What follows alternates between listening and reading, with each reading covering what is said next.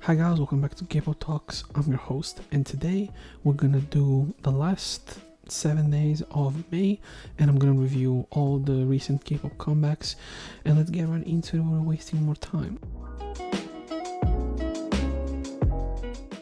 The first song is GOT7 with Nanana. I enjoy this. I think it's a different vibe from what they've been doing before. It's fun, it's simple, it's catchy as hell. The vocals are solid. I think that, for a comeback of a group that now is doing something different since they're, left the JYP, it's not surprising or anything, but at least, there's an effort put behind it and stuff like that. And I enjoyed it personally. I thought it was a good song. And personally, a comeback that I really enjoyed about GOT7. I think they also have an EP, which I definitely want to check because I'm curious to see what they've done there. Next we have Giddy Boy with Issu du Feu. This is something different from what Giddy Boy normally does. It's a little bit more dance focused, a little bit more EDM inspired, but vocals are pretty good. I enjoy the lyrics, the vibe is great. I think also the production is pretty great. And again, Giddy Boy is an artist that the last 2-3 years, pretty much I would say since the pandemic, I've been really enjoying. And he's been somebody that I'm like, he's really good. It's undeniable. So for me, he's somebody that I'm surprised for whatever reason he's not more popular in the West, but at the same time I'm not surprised that he's not more popular because of the fact that he always tries different things and he never sticks to one specific style to either chart or cater to a specific sound of that specific time. So I respect him for that. Next we have another great artist, which is Kang Danielle with Upside Down. I really enjoy this personally. It's a great song. It's super catchy. And for me, Kang Danielle keeps having this consistency in him that it's extremely rare to find, but specifically he always tries something a little bit different. I can't remember a single of Kang Danielle that sounded like this. And the vibe is great, the vocals are good, the chorus is super catchy, and it's super memorable. And is what I've always said about. You can be huge in Korea, still have a fan base in the West, and it can lead to great success. And I think every move he has done, whether the labels that he has joined, the music choices, the features, and the collaborations have all worked perfectly for him. He seems to be a very smart guy in that sense as well. Give him credit, but he's somebody that, again, when I was listening to 101, I couldn't understand what people saw in him, but as a soloist, I completely understand what people saw in him. It really manifested that. It's, to me at least, it's incredible. I really enjoyed this. And the music video, again, I still love how it incorporates a lot of elements of his dancing ability since he used to be a b-boy. So that's really cool. Next we have Light Sum with Vivace. I think it was 3 months ago they had a comeback, maybe early on the year if I'm not wrong. I enjoyed it. There's some ITZY, there's some Twice. It's vibrant, it's fun, it's catchy. The production is really basic for this type of style of music, but they, I think, do a good job with it. So I enjoy it, and I think if you're a fan of a specific sound of Twice, a specific sound of ITZY, you're gonna enjoy this as well. And I really like it. They seem to be somewhat popular as well. They're consistently there. I'm curious to see if they will be able to break that barrier and go even more in terms of popularity. I think that'd be very interesting to see. Next we have Yerin back with Goldfish, if I'm not mistaken. This is definitely something a little bit different from what she's done in the past. I mean by that in the sense that she's doing a style that it's not particularly common to see by her. This very ethereal, kind of like alternative style of production. With very surreal moments, kind of ethereal sound and ambient to it. I enjoy it personally. It had to grow on me a little bit more. Again, it's not one of my favorite songs, but I don't think it's bad by any means. Next we have Boa with her 20th anniversary release for a Japanese project with The Greatest. Pretty good song. I mean, she's keep following the same concept she had in Better from 2 years ago, and she's keeping that concept, the quality of music that she had. And I don't really have anything more to say. I think she's done a great job, and she keeps doing a great job, so I have nothing really to complain about. I think that Boa is one of the best artists in Korea. She's definitely not as popular as she should be. That's a fact. Even when I look at the numbers and stuff like that, I'm like, there's nothing that explains me to why she can't be as popular as Chungha, or maybe not Somi, but Chungha or somebody like that. I don't get it. Maybe it's her age. Maybe it's because she's a little bit of an oldie K-pop idol, and she was already huge before I even knew what K-pop was, so I think that maybe a lot of fans tend to disconnect with her, but however, people that are a bit older like me, they're like in their mid-20s, they can start appreciating somebody like her a little bit more because she's really good. Really, really good. Next we have Bandit with Venom. I think this is a quality comeback personally. I think it's a solid comeback by them. Cool style, kind of like the edgier style of K-pop music, and they do it well. Aggressive production, aggressive beat, pretty good rapping, I think, and the chorus works. So again, I think this is the thing that Bandit can do, and hopefully, they can get more popular through this because they're good at doing it. Is it the most original thing ever? I don't think so, but again, if you can execute well a concept that can sometime take you far enough, but they haven't grown that much, and I'm scared that this bandman could be behind them, very close to them, because I've seen this trend where groups that cannot get behind that million threshold, they tend to disband in K-pop in recent memory. It somewhat reminds me of similar to like 2014 2013, where groups were debuting and they would have some sort of success and they would disband immediately. Even 2015 is somewhat like that, 2016 as well, but specifically that era, I remember those 2 years there was a lot of groups that debuted and would disband even if they had some sort of success. So yeah, let's see how it goes. Personally, I enjoy this. Is it my favorite? No, but it's a very solid song in my opinion. Ovan with Do I Do. It's an amazing song, great vocals, great production, great vibe. Obviously a lot of black R&B inspiration from him, but the music is great. It really is. And Ovan is somebody that I think is very underrated. Like, he's really, really good, and he was really popular. There was that scandal where people accused him of faking charting because he charted over BTS for that 1 week or that 1 month. He charted over them, so he must have cheated. And that comes with derail his success for a little bit, but he's a great artist. I think people like him, when you're as good as him, you will eventually get out of the gutter, and he is really, really good. Now, again, I know he's still successful. I'm pretty sure if I checked on his actual YouTube page and stuff like that, he's probably doing great, stuff like that, but I would have checked. Does he have his own page? He doesn't seem so, no. But if this is -1 and the numbers overall are great, even if you go from like a year ago, a couple million, let me check, 1 million 11 months ago, 5 million 2 years ago. So he's very, very successful, but I truly believe that scandal somewhat fucked him over and made it harder for him to really somewhat push that that envelope of him being a successful artist and possibly something bigger. And that's not his fault. I think that's partially everything behind it, everything around it really slowed his success down for a little bit, which is sad, really. Next we have Woo-sung with Calm Down. I like this. I prefer it less than, what's the other song name? Face Me. I think Face Me is a little bit better. Feels a little bit more original. But, Calm Down is good. It's pretty good and great production. The vocals are amazing as always when it comes to Woo-sung. The lyrics are good. The beat is sick. I think the chorus is somewhat, I think I'm not the biggest fan of it, but it does work very well for him, and the song is overall high quality. Next we have 17 with Hot. What do I have to say about 17? One of the most consistent K-pop groups, let alone ever, definitely of this generation. Great song, great vocals, super dope rapping here. The production is fine. Not the biggest fan of the chorus, but it is good. And it's different from what they've done recently. It's a little bit more edgy, it's a little bit more BTS, it's a little bit more Monsta X, without clearly biting their style. You can still be yourself without biting. And this video is definitely more like in sync with what hype aesthetic is. This somewhat edgy, cool vibe, but still very bright in colors and concept. Even though the song wants to be a little bit edgier on the sides. So the song is really good. But again, 17, do we have to say about them after this point? 7 years? No, we don't have to say that. Next we have a J-pop song, Wednesday Campanella with Himiko. She's somebody that I sometime listen to. It's a fun, EDM track. It really is. I like her vocals here. I like the concept and the tone she's going for.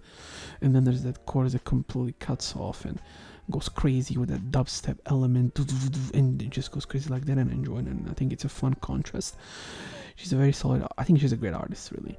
And I think this song is good. It's not her best, but it's definitely a good one. I think it's a different, interesting concept she went for, without completely doing something new. She added some elements of it that are fun. Like, for example, I think the way she sings is a little bit different, and definitely the chorus is a little bit weird compared to what she does normally. But it's not out of the realm of the stuff that she's done. And next we have Onion with Kira Kira. It's a Japanese ballad.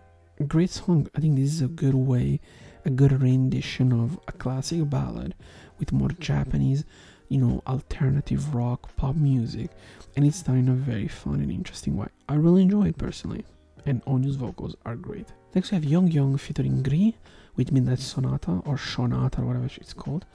I enjoy it. I think this is a good collaboration between them. They fit well with each other. Gree has definitely improved a lot as a singer compared to what he was a year ago or in 2020.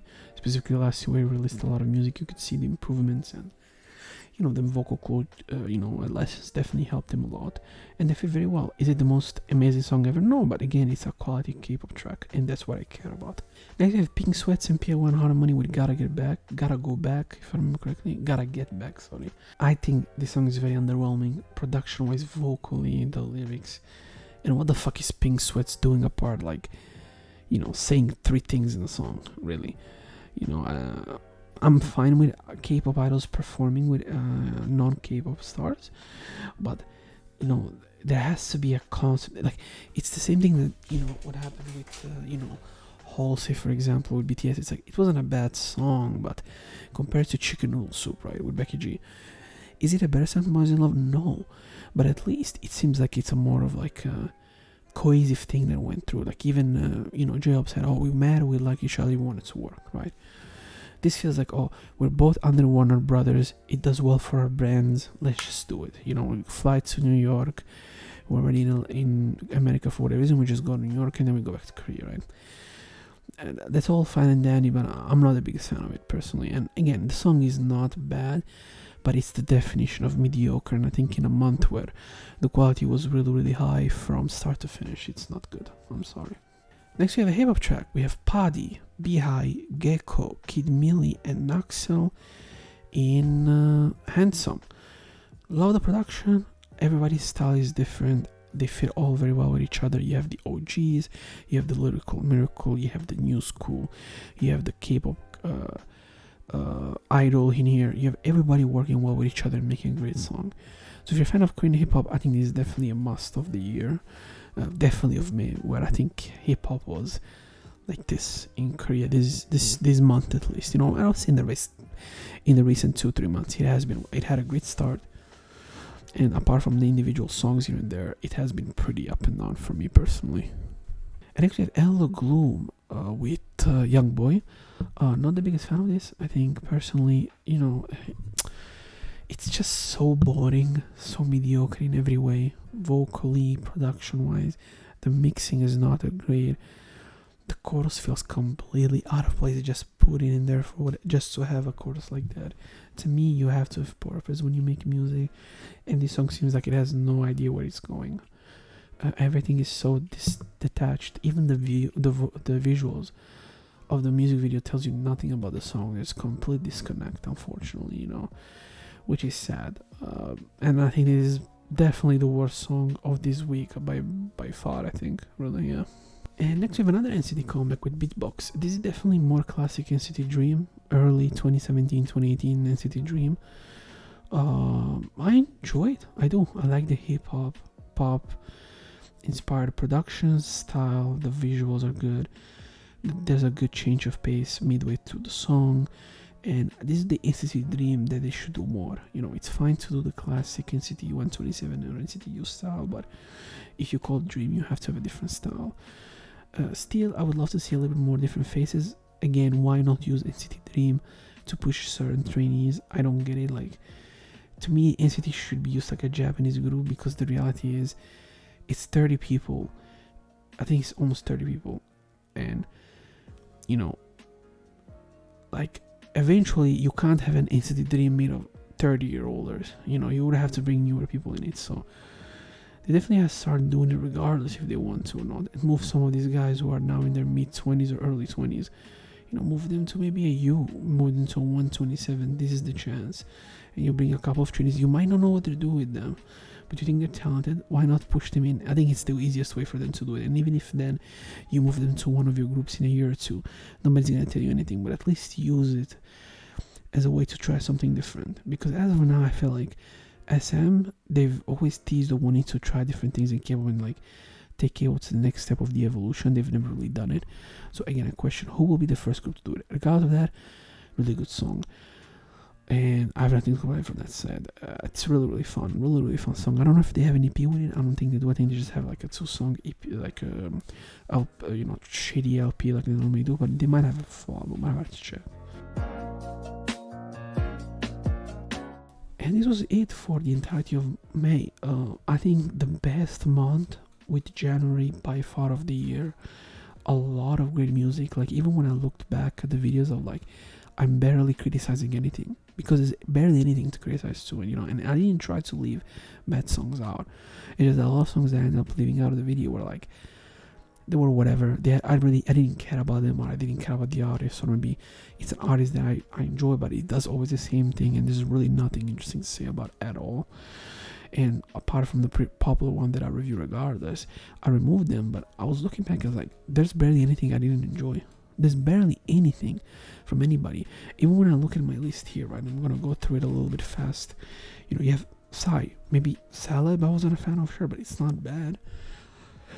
Sure, I think I found Woods, I Hate You, I didn't like it, but I mean it's far from the trashiest things I've heard this year. But Freak by Kimi Aji was sick. I found Gecko, Little Treasure with his wife Sumi was amazing. Dana Cadano featuring Elby Blimmer was a great song. Again, Tixi Good Boy Gone Bad. Am I a fan of it? No, I don't think it's a great song, but do I think it's a bad song? I mean, I just don't think that, and you have to take things with a grain of salt, as I always say this to people, because sometimes, you think of some of your favorite months of the year, of all time, some of your favorite years in K-pop. You might really love 3-4 months of it, and the rest has been like boring. You have to think about it. And I'm looking at it here, like From 20 was solid. No, I didn't like From 20, sorry, but Cypher Fame was solid. Queen was solid. Big Boy was a good rendition. Beetle was fine. Pow was good. Even Firework. I wasn't a fan of the vocals, but honestly, the rest was pretty good. So, even Power Ranger by Gold Buddha, is he technically a great song? No, but I love it. I listen to it a million times. It doesn't bore me. Bring It On, one of the best singles of the year. Ari, I think it's a great debut for her personally. Phase Me is a great song. Deep, I think it's my favorite Yolin comeback, so I can't say anything bad about it. Move, I thought was a solid debut. Savior was a great song. Far Post by Yura was one of the best songs. I think one of the best hip-hop songs of the year. Smith's one was fun. Kenny Sugar was great. Obviously the Kyakizaka Sakura stuff they had, like this Sakura Zaka stuff, I had to cut because I was getting legit blocked the video from even being shown. I loved everything when it was Saminade Yo, Boku no Dilemma, even the other song, I forgot the name of the other song, Gafaro Miti, I think something like that. I really enjoyed it as well. What else? Unji's, I mean, she's a great vocalist. Wani, they had great songs. Luminous, a pretty good comeback. Still their style, and they haven't changed. So I think if you're a fan, you can take certain things. The groups that are normally really good, they've been good. The groups that I've not been a fan of, maybe I've improved my opinion of them, or I've stayed the same, but it has not gotten worse. And artists that maybe I didn't care too much about, I enjoy some of their stuff, like Demian. I don't care about Demian, but I thought Basement was a good song, Tribe, not the biggest fan of Tribe. I thought their studio session with Coca-Cola was good. The Boys, I'm not the biggest fan of The Boys. She's the Boss is an amazing song, and I still have to listen to the EP. Yedzi, I like Yedzi. Akachi is a solid song. Chuck, one of the best songs from CL's album. Luna Sonnet, I think, was a great firewall song since they're disbanding. Nanana, I think probably my favorite single of GOT7 in at least a year. So, yeah, I mean, Kang, Danielle, one of the best things of the year. It has been a great month, and it has been great. And if I compare to April or March, I definitely felt the consistently going up and down in quality. Regardless of that, tell me what you feel. Personally, I really loved it. What were your favorite songs that came out in May? And specifically, what were your favorite songs in this video? And your least favorite? Let me know in the comments. And see you next week at this point.